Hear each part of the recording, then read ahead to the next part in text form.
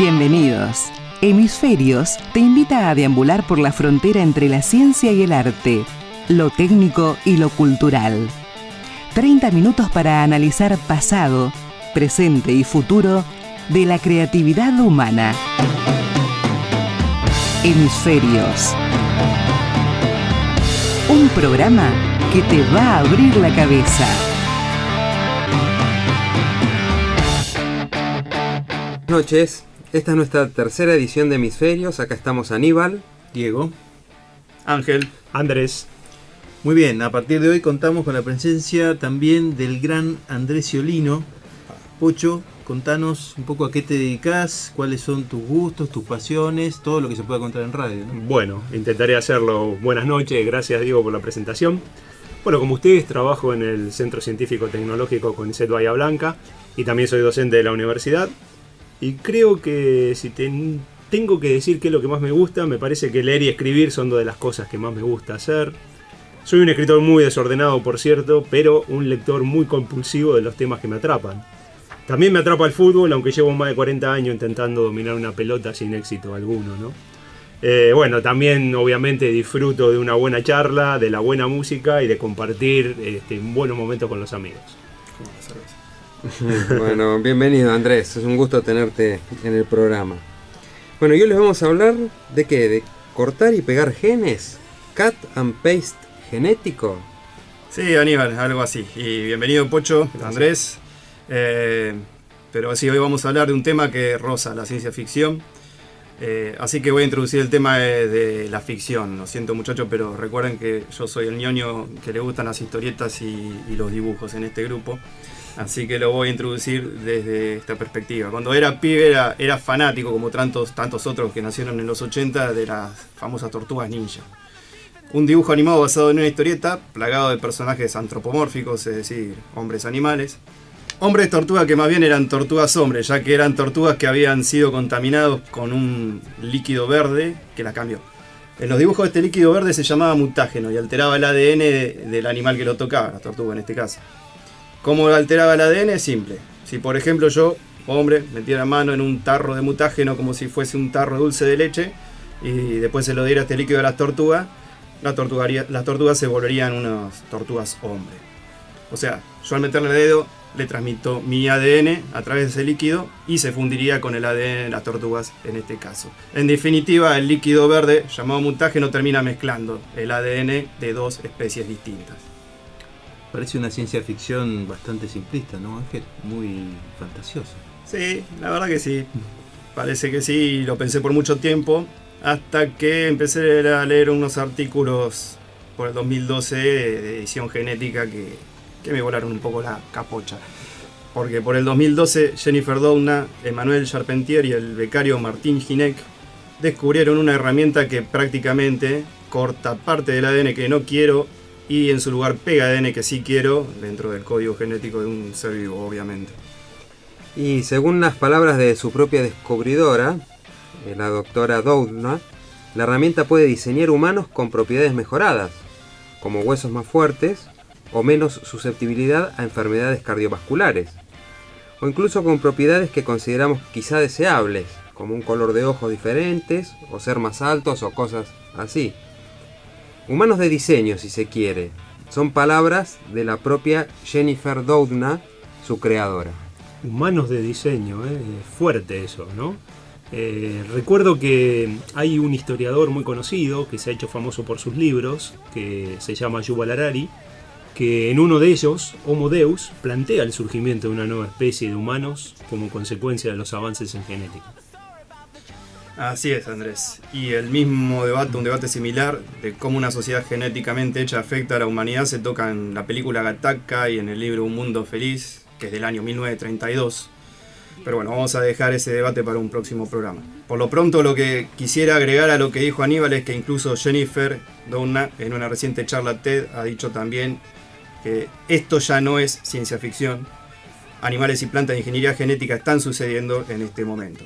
Y de hecho, entre 2017 y 2018 se han hecho híbridos de cerdo con humano y de oveja con humano, sí. Escucharon bien. Por ahora nada de tortugas hombres, pero sí cerdo y oveja con algo nomás, un poquito de hombre. O sea, cabe mencionar que son híbridos, solo menos del 0,01% de ADN humano, pero la idea es generar órganos en estos animales que sean de mayor afinidad para un futuro trasplante en personas. Ok, ahora entiendo el argumento de las tortugas ninja, que ya no suena tan fantasioso, aunque nunca supe por qué tenían nombres italianos, ¿no? ¿Se puede saber el nombre de esta herramienta genética? Sí, es de lo que vamos a hablar hoy, y la herramienta de edición se llama CRISPR-Cas9. Bueno, llegó el momento para presentarles el tema musical de esta tarde, que yo honestamente había pensado que iba a ser muy difícil de encontrar, dado lo específico del tema que nos ocupa. Sin embargo, nuestro experto en música del grupo, Ángel, dio con una banda llamada Human 2.0. Miren qué nombre. Y con un tema que justamente se llama CRISPR. Sí, Lo bueno, escuchamos. lo de experto está de más, y experto en música sobre todo, que le pongo onda a escuchar música, puede ser, sí. Y bueno, sí, es un tema adecuado para esta situación. Connect our minds through space and time. Download your happiness, become whatever you like.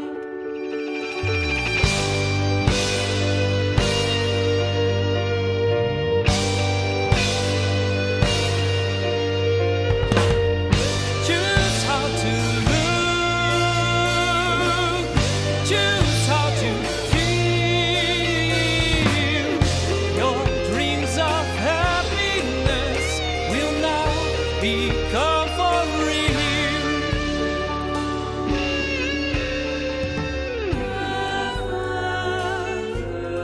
Evolution, finally you made technology makes us sane.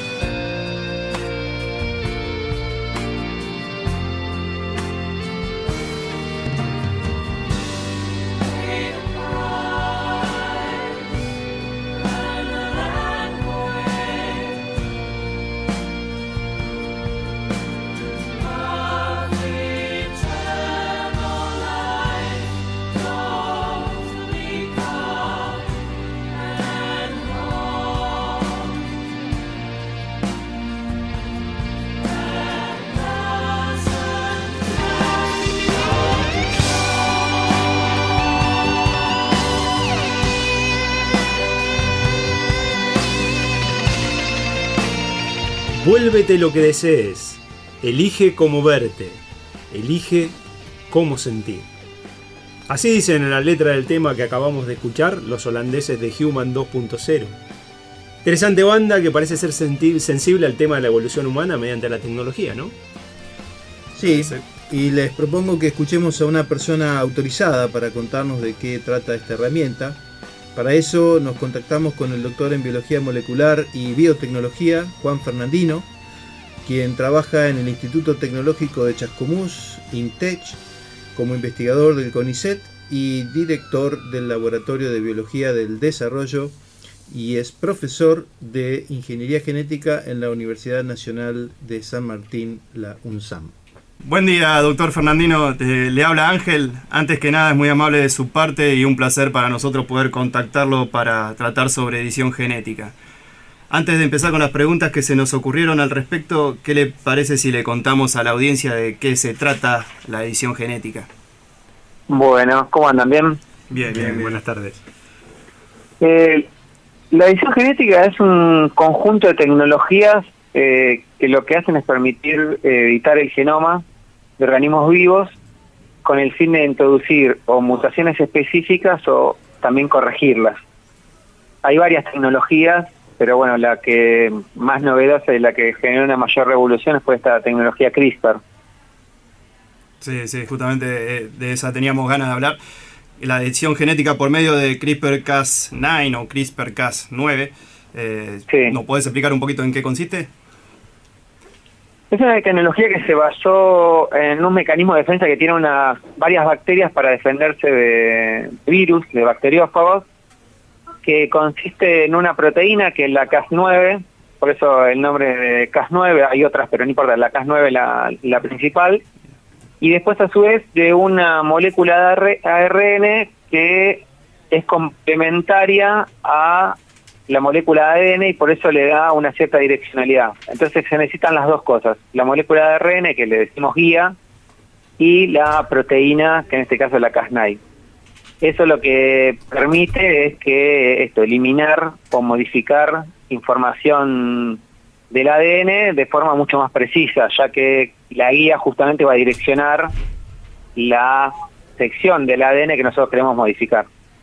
Está bien, y tenemos entendido que tiene grandes ventajas frente a otras técnicas y de ahí su carácter de revolucionario. Pero ¿cuáles son las principales ventajas que tiene esta técnica CRISPR-Cas9? Sí, como te decía, se han ido generando diferentes técnicas para modificar el genoma, pero CRISPR creo que tiene tres principales características. Una es la sencillez. Es muy fácil de realizar. Cualquier laboratorio que trabaje que haga biología molecular y que trabaje con ARN puede implementar la técnica, porque solamente, como te decía, es una proteína y una molécula de ARN nada más. Claro. Después, otra de las características que tiene es que tiene muy bajo costo, sí. Justamente por lo que te decía recién, es generar una molécula de ARN o de proteína, y eso hace que los costos sean mucho menores comparados con otras tecnologías que necesitan mucho más infraestructura, etcétera. Y después, por ahí la más importante de estas características que tiene es la especificidad. Esto que te decía, que esa guía de ARN que tiene que ser complementaria al ADN para que esa molécula de proteína corte, hace que sea muy específica para lo que nosotros queremos editar, a la sección del ADN que nosotros queremos editar. ¿Qué tal, doctor Fernandino? Andrés Ciolino le habla. Gracias por comunicarse con nosotros. ¿Usted le aplica esta técnica en su laboratorio? Sí, nosotros lo estamos aplicando. Es una técnica que es relativamente nueva. Si nos ponemos a pensar que hace 5 años explotó la técnica. Nosotros empezamos a trabajar hace 3 años con esta misma técnica. Por ejemplo, en el laboratorio, por ejemplo, Luisa, que es una becaria doctoral del CONICET, ella trabaja con multiplicación de las células germinales, es decir, las células que van a diferenciarse para ver los espermatozoides en los testículos y los óvulos en los ovarios. Eso está muy regulado en cuanto a la proliferación. Antes nosotros, para investigar los genes que estaban involucrados en este proceso, era muy engorroso y era muy difícil. Hoy, usando esta técnica, nosotros podemos ir mutando cada uno de estos genes y gracias a eso podemos ver que para lo que nos interesaba a nosotros investigar, hay un gen que es específico y es necesario para la multiplicación de las células germinales. Si estas células no se multiplican, el organismo termina estéril, con lo cual es bastante interesante de descubrir cuáles son los genes importantes. ¿Y estos genes que editan, los editan desde un embrión, desde un ser vivo adulto? No, desde un embrión. Para que la técnica sea más, tenga una mejor, digamos, sea más efectiva, lo mejor es editar los embriones de estadios de una célula, es decir, justo en el momento después de la fecundación, nosotros ahí editamos el genoma. Ya después cuando un organismo multicelular, ya digamos que tiene millones de células, ya editar ese ADN en cada una de las células ya es un poco más complicado, ya se necesitan, sí, hay otros tipos de tecnologías. Todas estas herramientas de alguna manera nos conducen a un debate ético bastante profundo. ¿Hasta ahora solamente se aplican en animales o tiene usted conocimiento de que se haga en humanos? Sí, se está aplicando principalmente en animales no mamíferos, principalmente para enfocado a la agroindustria, es decir, para, por ejemplo, generar animales que tengan, peces que tengan un doble filet, digamos, un doble de carne, o vacas que no generen cuernos, etcétera, etcétera, o inclusive ahora se está trabajando mucho con cerdos para senotrasplantes, digamos, para que sean aptos para trasplantarse órganos de cerdos en humanos. El tema en animales no mamíferos, digamos, todo ha avanzado mucho, pese a que la técnica es bastante nueva. En humanos todavía hay un debate ético muy fuerte con respecto a la utilización en humanos, principalmente porque, como te decía hoy, una cosa es editar en una célula, que tenés un solo genoma, y otra cosa es un organismo multicelular, digamos, ya con un organismo que es grande y tiene millones de células, ya eso genera otra complejidad, y aparte todavía no están las herramientas como para generar eso. Hace poquito tiempo salió en un laboratorio chino que habían dicho que habían editado 2 bebés, y bueno, se armó un debate muy muy fuerte con respecto a eso, porque la comunidad científica en general todavía cree que no están dadas las condiciones para probar esto en humanos. Claro. Si bien la potencialidad es enorme, todavía creemos que faltan muchos controles como para poder aplicarlo en humanos. Claro, la técnica, como usted dijo, empezó a ser implementada hace 5 años y mayoritariamente en animales, o sea, en organismos complejos se vuelve complicada, y justamente se conocen los riesgos que puede llegar a tener a largo plazo o a corto plazo. Sí, en realidad cuando hablamos de realmente corto y largo plazo, digamos, si lo hablamos de la parte ética, bueno, ahí tiene que estar fuertemente trabajándose para que justamente los riesgos sean mínimos y las tecnologías avancen lo suficiente como para poder ser aplicados. Pero también cuando hablamos de corto y de largo, nosotros generalmente lo que pensamos es que en el corto plazo uno podría estar pensando en editar probablemente células, que eso hoy es posible, digamos. Uno puede extraer sangre de una persona, extraer sus células madre, poder editarlas en una placa de Petri y volver a inyectarlas en la misma persona. Pero eso estamos trabajando sobre células somáticas, es decir, no van a pasar a la descendencia. Cuando pensamos un poco más en largo plazo, ya también estamos pensando por ahí en editar la línea germinal, es decir, lo que va a después para producir un nuevo organismo. Y ya ese debate, inclusive mucho más fuerte, si nosotros editamos y eso pasa a la descendencia. Para eso creo que hay que parar un poco, si bien la tecnología está avanzando mucho más rápido que el debate ético, que por eso hay que frenar un poco para que justamente la discusión ética alcance a los avances de la tecnología. Creo que todavía cuando hablamos inclusive de modificar la línea germinal, eso genera un debate a su vez mucho más grande. Claro, sí, yo en realidad estaba pensando en si puede surgir alguna mutación en un ser adulto que en un principio como embrión haya sido diseñado, digamos, con la herramienta CRISPR, pero usted lo llevó al paso germinal, a la descendencia, que sí, también es... Sí, eso también es el debate que se está realizando, digamos, muchas enfermedades hereditarias, autosómicas recesivas, digamos, que por ejemplo se podría hacer la fibrosis quística, algunas de esas, la hemofilia, digamos, hay varias enfermedades que tienen un potencial de ser curadas con esta tecnología. Lo que pasa es que todavía hay que avanzar mucho, principalmente en lo que decimos el delivery, es decir, cómo llevar esta tecnología a todas las células. Sí. Eso todavía es algo que, si bien se avanzó mucho, todavía falta la puesta a punto como para que eso llegue efectivamente a todos. Y después también la especificidad, si bien es una técnica muy específica, lo que necesitamos para editar un humano es que sea 100% específica. Y eso sí se avanzó mucho más, y hoy hay algunas proteínas Cas9 que son más específicas que las que se tomaron originalmente, pero todavía falta, digamos, como para animarse a pensar en una de estas terapias génicas para curar humanos. Quería hacerle una pregunta, doctor Fernandino, porque de paso esto nos sirve para divulgar el trabajo de los científicos de nuestro país. ¿Nos puede comentar un poquitito cuáles son las líneas de investigación en su laboratorio? Y bueno, informarle a la gente cuáles son los trabajos más importantes que han realizado. Nosotros estamos trabajando principalmente con cómo el ambiente influencia el desarrollo principalmente de la línea germinal, es decir, de testículos y de ovarios, y después cómo eso impacta directamente en la reproducción. Trabajamos principalmente con peces como modelo porque el sistema endocrino y reproductivo, aunque no parezca, es bastante similar a nivel molecular y endocrino al de humanos. Entonces eso nos facilita mucho el trabajo, y entonces eso, lo que estudiamos principalmente es cómo el ambiente modifica, o lo que te contaba hoy, de cómo el ambiente, por ejemplo, modifica esta proliferación de las células germinales a estadios tempranos y hace que animales que están expuestos a un estrés durante estadios muy tempranos, donde estas células no proliferan correctamente, cuando son adultos son subfértiles o directamente infértiles.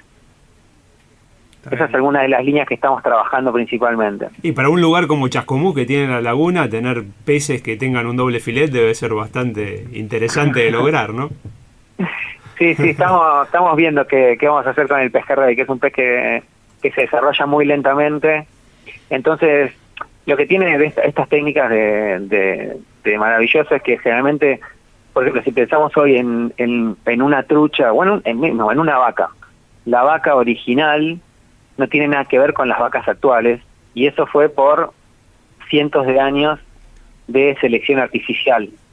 Hoy, con herramientas como de edición génica, como CRISPR, y los conocimientos que hay en cuanto al genoma, nosotros podemos editar algunos de estos genes.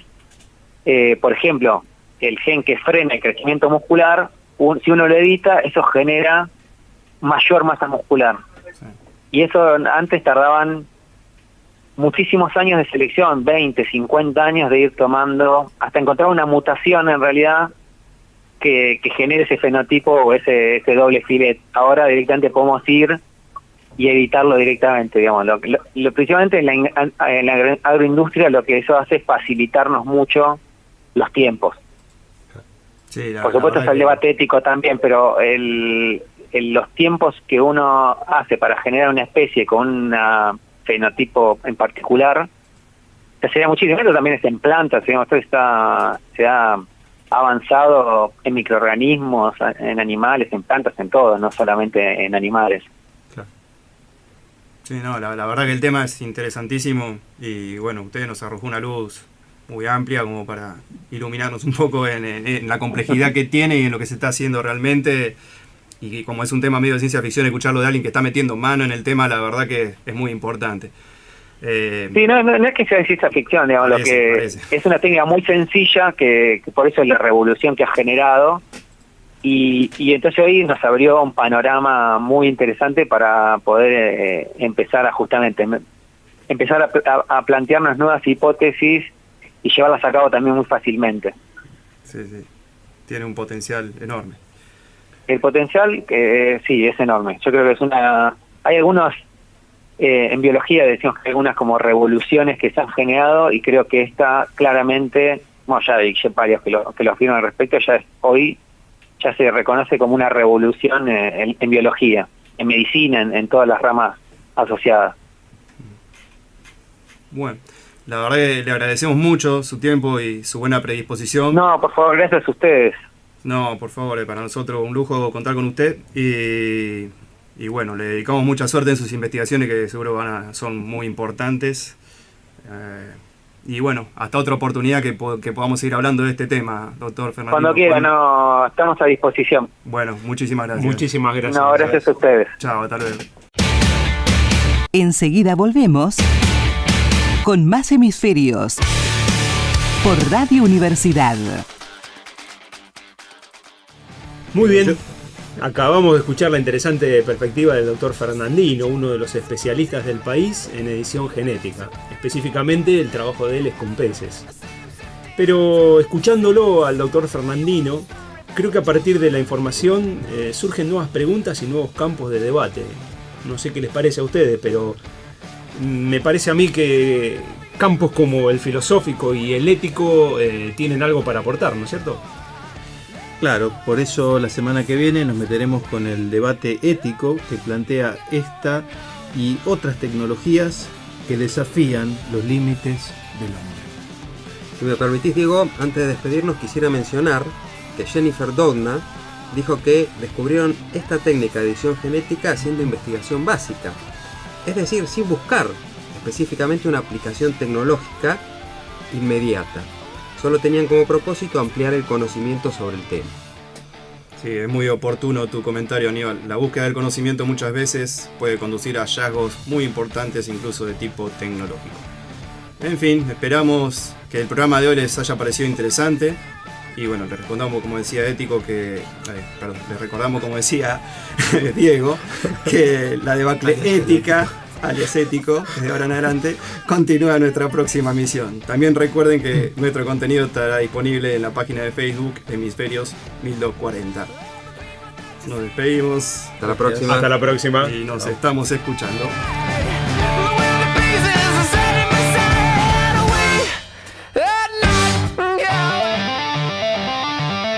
Te esperamos en una semana para seguir compartiendo ideas que nos acercan al futuro. Esto fue Hemisferios por AM 1240, Radio Universidad.